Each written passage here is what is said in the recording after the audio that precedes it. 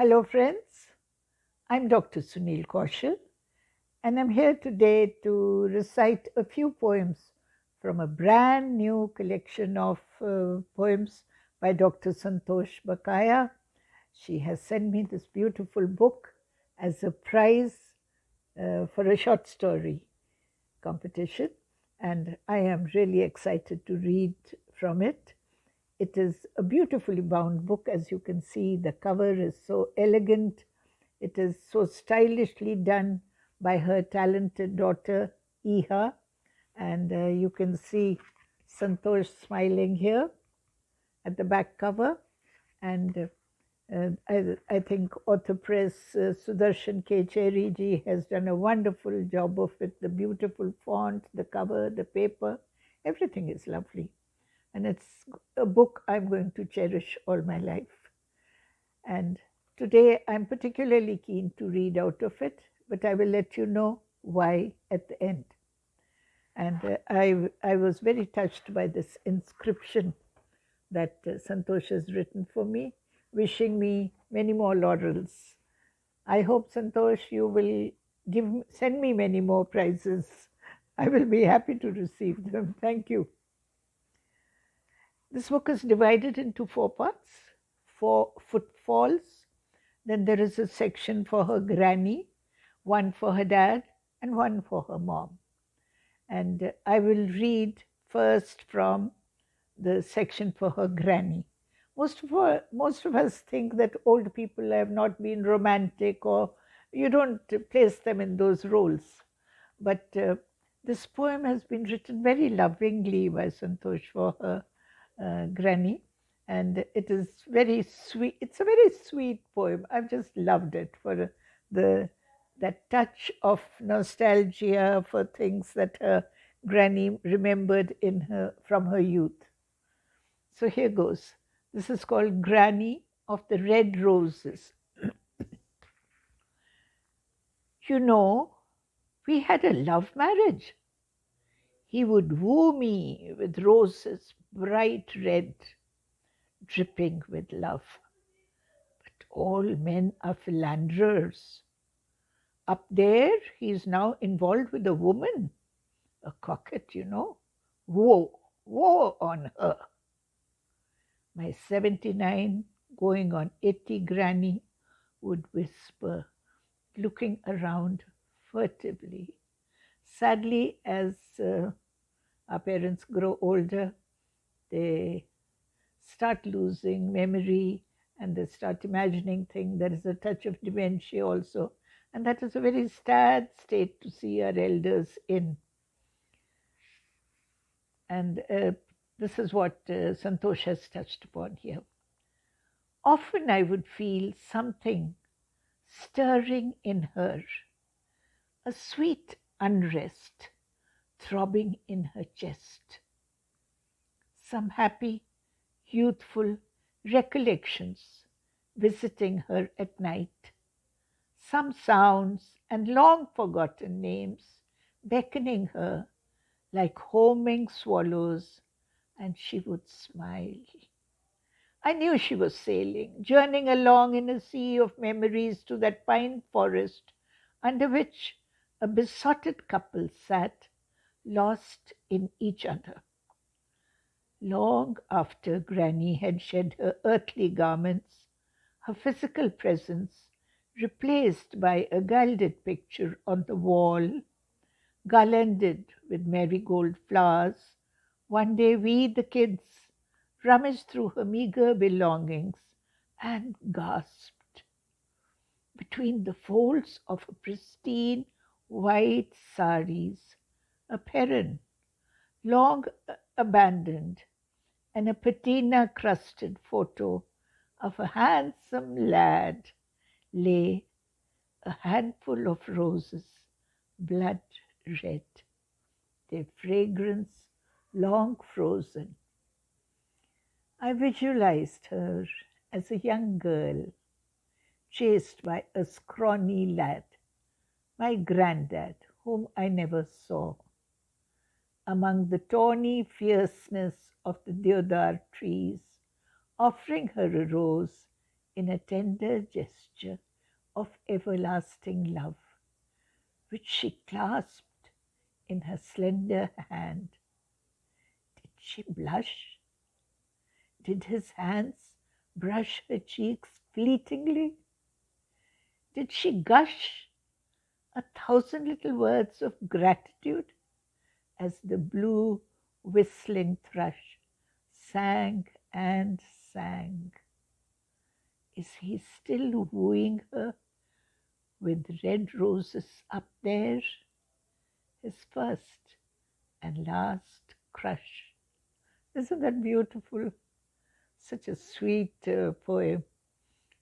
Firin is a long cloak which is worn both by men and women in Kashmir. And this is in the winter months, it keeps them warm. Next, I read a poem for her dad. And this is a touching poem. And you know, this book has been written as a tribute to her father, an accomplished professor of English, an accomplished scholar of English, and he was an authority on English. And this is my father's last letter to me. Yes, that is a sliver of my papa's last letter to me. I don't even remember whether I wrote a reply, or if I wrote, was he able to read it with that impish twinkle in his eyes, that merry laughter? For he left us soon after. How can memories be so real, so palpable? The letter lies in my drawer, amongst my most precious possessions. Don't disturb me. Let me complete the story. Yes, it's a ghost story. I will soon relate it to you. He had remarked with that much loved, hearty laughter. But he left soon after. How brilliantly he taught me Sylvia Plath's Daddy. You do not do, barely daring to breathe or achoo. These words from Daddy still resound in memory, his impressive baritone still so alive, so palpable. I wanted him to teach me other poems, recite some of his own, but he left soon after. His laughter is still there, rippling in my memory, so alive, so palpable. My blood pressure is fine, so is the sugar under control. But let us see what the tests say. We are talking to doctors. I will be back in action, for I have to get my PhD thesis on Browning published. Yes, as soon as I am fine. Bhaiya, my brother, has been posted as Divisional Commissioner, Pulwama. He comes off and on. You should also go there when you come here in your summer break. Yes, I did go to Kashmir in my summer break that year, as Papa had left soon after. Baby, do you need anything he wrote in that last letter? Get back and spring back into action soon. I wanted to write in my letter, but my dad left soon after. His thesis on Robert Browning unpublished, his novel incomplete, his stories untold. Yes, he left soon after. I found this such a touching poem. The memory of her father still torments her, and she still regrets not having replied to that letter of his. And this book is a wonderful tribute to her father and to her mother as well. Incidentally, today being 9th January is the date that Santosh lost her mother. And it is also the date when I lost my mother. So we have a lot of similarities, and this sadly is a day we have in common. And this poem I'm going to read, An Ode to My Mother, is a tribute to her mother, as well as to my mother and to all mothers on this earth. An Ode to My Mother. From my room, I see a solitary Ashoka tree, lissom and graceful, swaying with the breeze. Hidden in a tree, a quail trills, perhaps watching me furtively. Mummy, are you also watching me furtively? Have some curds and sugar. You did not study for your paper. How can curds and sugar help? Papa's reprimand went unanswered as you scampered to find out the reason of Nipper, the pup's whelp. Don't pamper her. She's incorrigible, this brat. His complaint went unheard as you ran to feed Lizzie, the cat. How mothers keep protecting their children. I'm overwhelmed with memories, so many of them. Your reproaches following me as I swung from trees, played pranks, ran after runaway kites, started fights. Yes, I remember your cotton saris, crisp and elegant. You changed them thrice a day. The way you threw back your head and laughed, that tinkling laughter, so infectious and gay. I delude myself into the belief that I laughed the same way. And yes, I remember that wrinkled woman crinkling her nose at me and remarking, "This daughter of yours is so dark. But don't worry, she will soon die. She is also a weakling." Both of you stared down this verbal sting. Papa in a Mephistophelian frown, you, elegance personified, in that white cotton sari dyed brown. Yes, Mama, I remember everything. She slunk away, that wrinkled woman, but she stayed on in a 10-year-old psyche. One day, when you saw me vigorously scrubbing my face in the privacy of the bathroom, you stared at my tear-stained face and my eyes red.